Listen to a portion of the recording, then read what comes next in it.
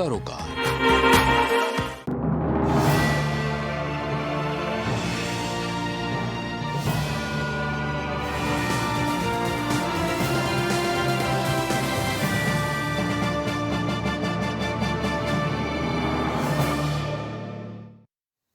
नमस्कार, मैं हूं ईशा भार्गव। स्वागत है आपका प्राइम उत्तर प्रदेश में। रुक करते हैं उत्तर प्रदेश की बड़ी खबरों की ओर। राजधानी लखनऊ के प्रतिष्ठित आयुर्विज्ञान संस्थान राम मनोहर लोहिया में आज इंटर्नशिप कर चुके छात्रों ने एक प्रदर्शन किया। बताया जा रहा है कि सभी छात्र MBBS कोर्स पूरा करने के बाद अपनी 1 साल की इंटर्नशिप अप्रैल 30 में ही पूरी कर चुके हैं और इंटर्नशिप पूरी होने के बाद 2 महीने बाद भी उनको रजिस्ट्रेशन नंबर नहीं मिल पाया है, जिसकी वजह से सभी छात्र नीट PG में काउंसलिंग के लिए अयोग्य साबित हो जाएंगे। वहीं छात्रों के मुताबिक नेशनल मेडिकल कमीशन ने अभी तक राम मनोहर लोहिया संस्थान को स्वीकार नहीं किया है, जिसकी वजह से इन सभी छात्रों को अब तक रजिस्ट्रेशन नहीं मिल पाया है। साथ ही इस पूरे मामले पर राम मनोहर लोहिया संस्थान की निदेशक डॉक्टर सोनिया नित्यानंद ने बताया कि नेशनल मेडिकल कमीशन से रजिस्ट्रेशन की प्रक्रिया चल रही है और कॉलेज प्रशासन छात्रों के भविष्य से खिलवाड़ नहीं होने देगा और उनको तय समय पर उनका रजिस्ट्रेशन होगा, जिससे छात्र नीट PG की काउंसलिंग और प्रैक्टिस के लिए योग्य हो सके। मेरा नाम डॉक्टर सृष्टि श्रीवास्तव है। इस साल नीट PG की परीक्षा में मेरी 948 रैंक आई है। मेरा क्वेश्चन अपने कॉलेज प्रशासन से बस इतना है कि क्योंकि हम सरकारी कॉलेज के स्टूडेंट्स हैं, हमने तो सरकार पे भरोसा करके ये कॉलेज लिया था। ये हमारा काम नहीं है कि हम जगह जगह भटक रहे हैं कि हमारे कॉलेज को रिकग्निशन मिल जाए। ये कॉलेज प्रशासन का काम है, ना कि स्टूडेंट्स का। मेरा नाम डॉक्टर सृष्टि श्रीवास्तव है। इस साल नीट PG की परीक्षा में मेरी 948 रैंक आई है। मेरा क्वेश्चन अपने कॉलेज प्रशासन से बस इतना है कि क्योंकि हम सरकारी कॉलेज के स्टूडेंट्स हैं, हमने तो सरकार पे भरोसा करके ये कॉलेज लिया था। ये हमारा काम नहीं है कि हम जगह जगह भटक रहे हैं कि हमारे कॉलेज को रिकग्निशन मिल जाए। ये कॉलेज प्रशासन का काम है, ना कि स्टूडेंट्स का। हमारे कॉलेज का रिकॉग्निशन MBBS सीटें रिकॉग्नाइज ना होने से स्टूडेंट को परमानेंट सर्टिफिकेट नहीं मिल पा रहा है और इनकी इसलिए काउंसलिंग भी नहीं हो पा रही है और ना ही ये कहीं PG के नॉन PG के लिए ज्वाइन भी नहीं कर सकते हैं। स्टूडेंट हमारे बैच के लगभग 20 से 25 बच्चे सिलेक्टेड हैं PG की सीटों के लिए, जो कि INI CT की काउंसलिंग स्टार्ट हो गई है और वो काउंसलिंग में एलिजिबल नहीं हो पा रहे हैं परमानेंट रजिस्ट्रेशन सर्टिफिकेट की वजह से।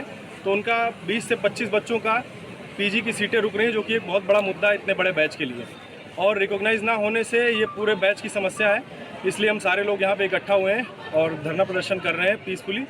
और हमारे बैच के कुछ रैंकर्स और टॉपर्स बच्चे हैं जो कि 198 रैंक लाए हैं, संभवी बिष्ट जी और ये सरल मिश्रा जो कि 255 रैंक हैं, इनकी ऑल इंडिया रैंक्स हैं। ये इतने टॉप रैंक लाते हुए भी ये लड़के आज PG के लिए काउंसलिंग में एलिजिबल ही नहीं है। सिर्फ और सिर्फ यहाँ NMC के रिकॉग्नाइजेशन ना मिलने पाने पर और लोहिया के प्रशासनिक कार्यवाही में काफ़ी ढीलापन है, इसलिए जो है कि रिकॉग्नाइज नहीं हो पा रहा है। तो हम चाह रहे हैं कि इस चीज़ को जल्द से जल्द रिकॉग्नाइज किया जाए और हमारी जो है प्रवेश की जो है प्रक्रिया जो है संपन्न हो। मेरा नाम सरल मिश्रा है। मैंने अभी नीट परीक्षा में 255 रैंक हासिल की है। ये जो काम है ये 1 साल पहले शुरू होकर पिछले 2 महीने पहले ही खत्म हो जाना चाहिए, लेकिन कॉलेज की देरी की वजह से और इनके पास कोई जवाब भी नहीं कि कब तक ये काम हो पाएगा। ऑलरेडी 2-2.5 महीने हम लेट हो चुके हैं। अगर हम 10 दिन और भी लेट हो चुके हैं होंगे तो फिर कोई मतलब नहीं रह जाएगा। नहीं, MNC ने क्यों आपको मान्यता RML को मान्यता नहीं दी है? कॉलेज क्लियरली डिस्क्लोज नहीं करता है कभी भी। उनके हिसाब से कुछ आधार बेस्ड बायोमेट्रिक में कमी थी जो इन्होंने पूरी कर दी है इनके हिसाब से, बट वहाँ से कोई भी रिमाइंडर नहीं आ रहा है, मेल नहीं आ रहा है। ये 3-4 बार पिटीशन फाइल कर चुके हैं और हमें कोई भी सॉलिड एक डेट नहीं बताते कॉलेज वाले। प्रशासन क्या कह रहा है? कॉलेज प्रशासन क्या कह रहा वो है? हमें पिछले 1 हफ्ते से बोलते हैं कि 1 दिन में हो जाएगा, 2 दिन में हो जाएगा, हफ्ते भर में हो जाएगा। आज 7-8 दिन हो चुके हैं रिमाइंडर देने के बाद। उसके पहले भी 2-2.5 महीना हो चुका है। मेरा नाम डॉक्टर शाम्भवी बिष्ट है और इस साल की नीट PG परीक्षा में मेरी रैंक 198 है ऑल इंडिया। और मेरे साथ के ही बहुत सारे और भी जो बैचमेट्स हैं उनके बहुत अच्छी रैंक्स हैं और बहुत लोगों को नौकरी भी करने का इस समय उनके मतलब उतना उनके जो फाइनेंशियल घर पे स्टेटस है उतना अच्छा नहीं है। उनको नौकरी की सख्त ज़रूरत है, परंतु रिकग्निशन ना होने के कारण उनको कहीं भी नौकरी नहीं मिल पा रही है। और इतने सारे क्वालिफाइड डॉक्टर्स हैं, पहले ही मतलब हमारे जो कंट्री है इसमें डॉक्टर्स की बहुत कमी है, तो इतने सारे क्वालिफाइड डॉक्टर्स प्रैक्टिस नहीं कर पा रहे हैं। 150 का बैच है हमारा और हम लोग प्रैक्टिस नहीं कर पाए जब तक हमें रिकग्निशन नहीं मिलेगा, ना हमारी PG की सीट मिल पाएगी।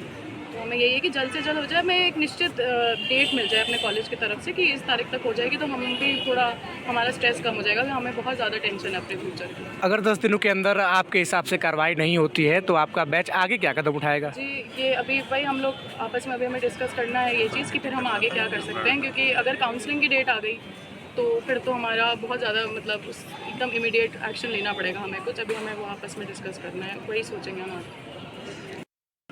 मेरा नाम डॉक्टर रोहित मौर्य है। मैं यहाँ पर MBBS 2017 बैच का छात्र हूँ।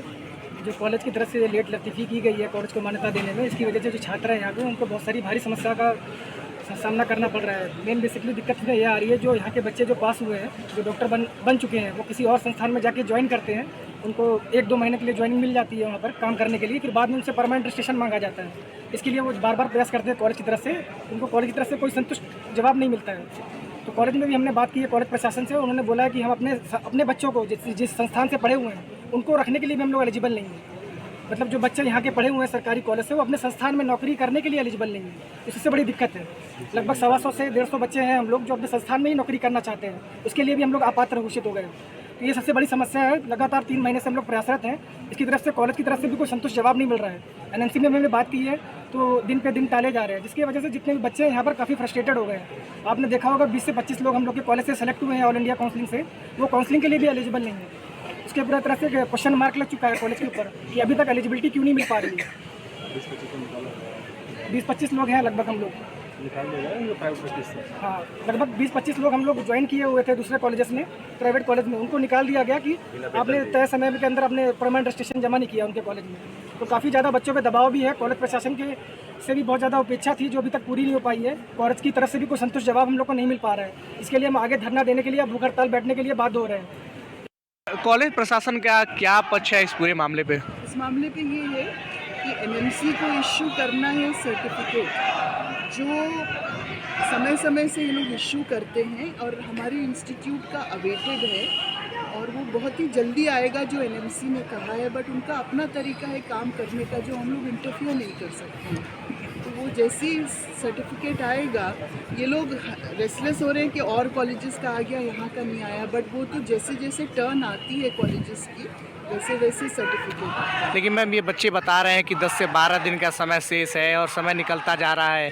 रजिस्ट्रेशन नंबर के बिना ना तो ये PG एडमिशन ये चीज़ कम्युनिकेट करिए। NMC का कहना है कि अभी तो नीट काउंसलिंग शुरू ही नहीं हुई है और इससे पहले certificate. Thank you ma'am, thank you.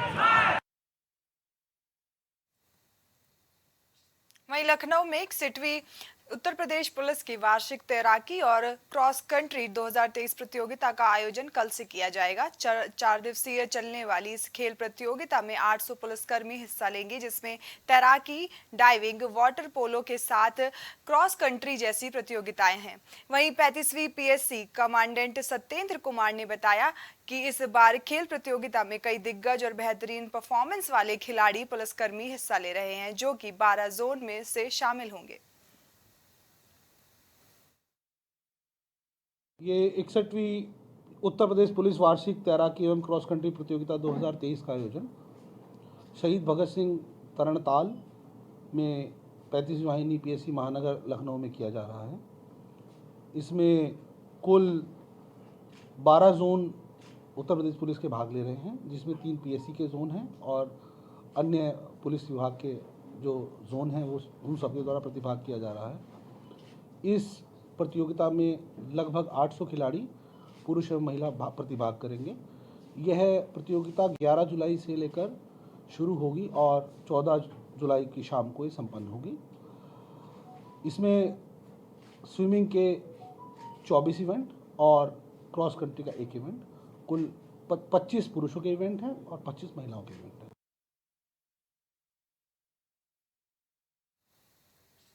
आधुनिक पीढ़ी मतलब एक डिजिटल पीढ़ी, जिनकी समस्याओं को अब तकनीक और डिजिटल सेवाओं के माध्यम से दूर किया जा रहा है।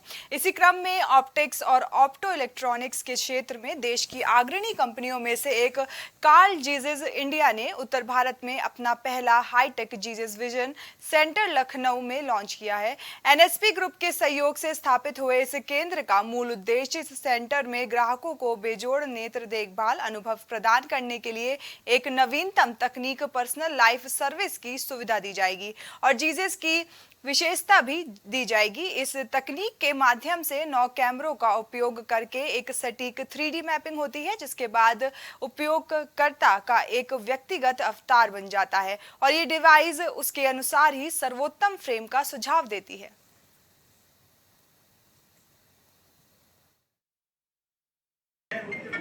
मेरा नाम सम्राट मारवा है। मैं ऑलमोस्ट 70 इयर्स पुराना एनएसपी ग्रुप का मैं CEO हूँ। हमारा ग्रुप बेसिकली हेल्थ केयर में बहुत सारे गवर्नमेंट, कॉर्पोरेट, प्राइवेट हॉस्पिटल के साथ टर्नकी प्रोजेक्ट्स करता है, जिसमें blood banks, viral diagnostic labs, bio banks सब बनाते हैं। जाइस के साथ हम पिछले 7 साल से एज डिस्ट्रीब्यूशन में एसोसिएटेड हैं एंड बहुत धन्यवाद देना चाहते हैं हम रोहन पॉल जी का कि इस जर्नी में हम उनके साथ रहे। ये कॉन्सेप्ट एक ग्लोबल कॉन्सेप्ट था एंड क्योंकि ये पूरा टेक्नोलॉजी से ड्रिवन कॉन्सेप्ट है और बेसिकली इसमें कोई भी तरह का मैन पावर या मैन यूज़ का इन्वॉल्वमेंट नहीं है, तो इसमें कोई भी एरर होने का चांस इज नेग्लिजिबल। पॉल है, जाइस का vision care business segment head करता हूँ इंडिया के लिए और हम लोग बहुत एक्साइटेड हैं कि हमारा जो 6th Zeiss vision centre store है वो लखनऊ में ओपन हो रहा है in partnership with the NSP group. इस स्टोर की खास बात आपको मैं बताना चाहूँगा क्या है लखनऊ के लोगों के लिए, कि इस स्टोर में जो आपका स्टोर का अनुभव रहेगा वो काफ़ी अलग तरीके का है, बिकॉज ये जो स्टोर का पूरा डिज़ाइन किया है हमने वो पूरा कंज्यूमर जर्नी जो है वो दिमाग में रखते हुए है। तो कंसल्टेशन हो गया या मेजरमेंट हो गया, ये सब अलग अलग देखे किस तरीके का कंज्यूमर जर्नी होना चाहिए और उसके हिसाब से स्टोर का लेआउट बनाया गया। जो स्टोर का लेआउट है वो हमारे ग्लोबल जो फॉर्मेट है उसके साथ मैच करता है। तो हमारे पास ग्लोबली कुछ 280 के ऊपर जाइस विजन सेंटर स्टोर है। इसकी एक अनुभव की बात है और उसके अलावा इसमें जिस तरीके का प्रेसिशन के साथ हम लोग लेंस बना सकते हैं उसके लिए इस तरीके की टेक्नोलॉजीज हमने इधर इंट्रोड्यूस की है। तो हमारे पास जाइस विजुफिट 1000 है, जाइस आई प्रोफाइलर है, जाइस का SRU यूनिट है। अमृत विचार हंडिया के उपरदहा गांव में समाज सेवी अनिल कुमार गुप्ता के आवास पर भारतीय जनता पार्टी के राष्ट्रीय महामंत्री और प्रतापगढ़ सांसद संगम लाल गुप्ता का जोरदार स्वागत किया गया। वहीं सांसद संगम लाल ने मीडिया से बातचीत करते हुए कहा कि भारतीय जनता पार्टी सभी ने वर्ग के लिए बिना किसी भेदभाव के काम किया है और भाजपा सभी दल के नेताओं का स्वागत करती है।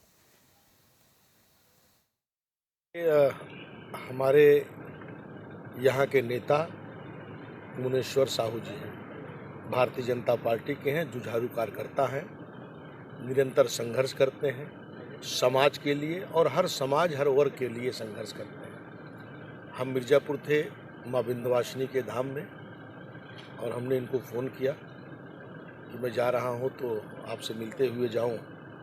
इनका उत्साह था कि कार्यकर्ताओं को समाज के लोगों को इकट्ठा किए और ऐसे कार्यकर्ता जो संघर्षवान होते हैं ये निरंतर संघर्ष करते करते एक दिन अपने मुकाम को जरूर पहुंच जाते हैं। जैसा कि सांसद जी आपको भारतीय जनता पार्टी राष्ट्रीय महासचिव बनाया पिछड़ा प्रकोष्ठ का, और कहीं न कहीं कि आप समाज आपसे उम्मीद करता है क्या 2024 लोकसभा चुनाव में मुनेश्वर साहू जैसे समाज सेवी को और कार्यकर्ता को टिकट मिल सकता है? देखिए, कार्यकर्ता को ही टिकट मिलता है भाई। टिकट 10 लोग मांगते हैं, एक ही व्यक्ति को मिलता है। और भारतीय जनता पार्टी एक ऐसी पार्टी है कि यहाँ बूथ का अध्यक्ष भी टिकट मांगने का हकदार होता है।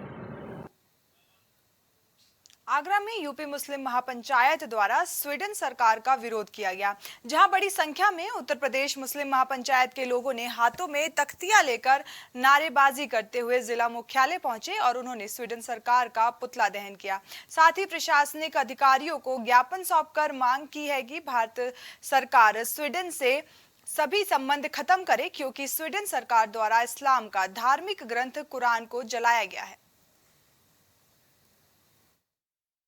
देखिए, स्वीडन के अंदर जो बकरा ईद के दिन कुरान शरीफ को जो है एक शख्स द्वारा जलाया गया, तो ये बड़ी शर्मनाक बात है। तो आज उसी को लेकर के उत्तर प्रदेश मुस्लिम महापंचायत ने स्वीडन सरकार का पुतला फूंक करके एक ज्ञापन जो है प्रधानमंत्री महोदय के नाम दिया है और हमने ये मांग की है कि स्वीडन से जो भी रिश्ते हैं हिंदुस्तान के वो सब खत्म किए जाएँ और उसके दूतावास पर ताला लगाया जाए। मैं नदीम नूर, सरपंच उत्तर प्रदेश मुस्लिम महापंचायत। देखिए, स्वीडन की तरफ से लगातार कुरान शरीफ की बेहुरमती की जा रही है। अभी 2023 में जनवरी के अंदर सूडान में पहले कुरान शरीफ को जलाया गया था, जिससे वहाँ काफ़ी दंगे उत्पन्न हुए और इस्लामिक जगत में कई सारी जगह इस तरीके के विरोध एहतजाज जताए गए अपने। अभी हाल ही में बकरा ईद के दिन सूडान की सरकार से एक व्यक्ति ने परमिशन मांगी, जिसको परमिशन को उसने ग्रांट किया और स्वीडन की राजधानी की एक मस्जिद के बाहर उसने जो है कुरान शरीफ को जलाया गया। तो ये बड़े अपने आप में खेद का विषय है। स्वीडन की तरफ से बार बार मुसलमानों के जज्बातों को भड़काया जा रहा है और पूरी दुनिया का जो शांत माहौल है उसको एक आग लगाने का काम किया जा रहा है।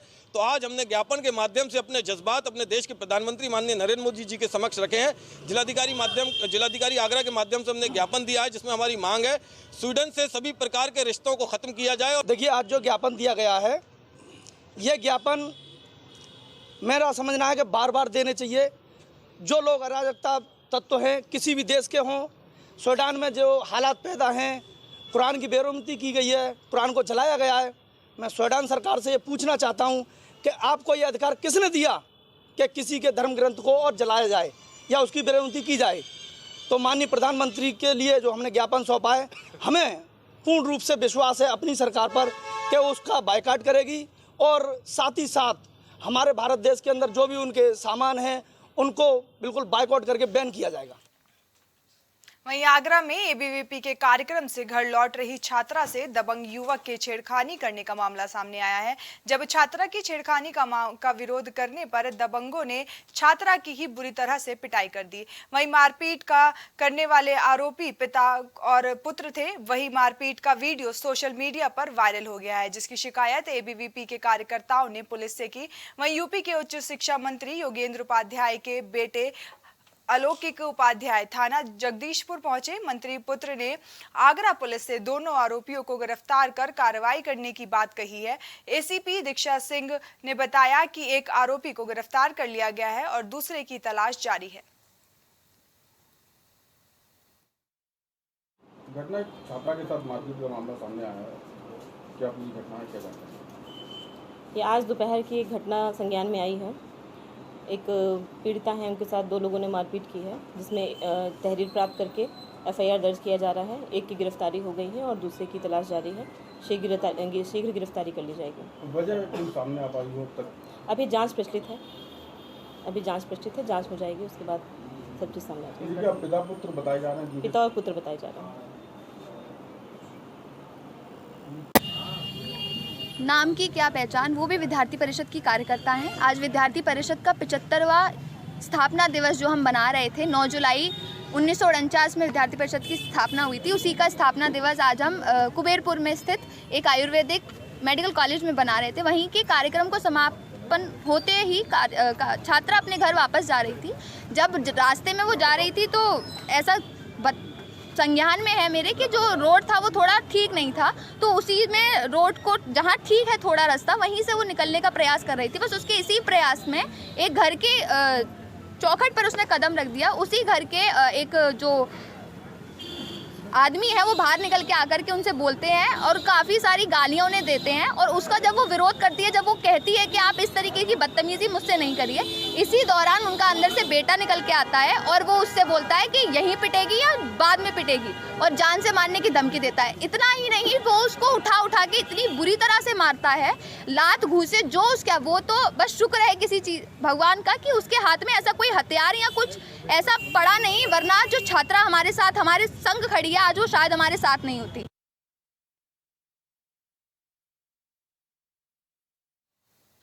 उत्तर प्रदेश की खबरों में फिलहाल के लिए बस इतना ही। देश और दुनिया की तमाम खबरों के लिए बने रहिए प्राइम टीवी के साथ। नमस्कार।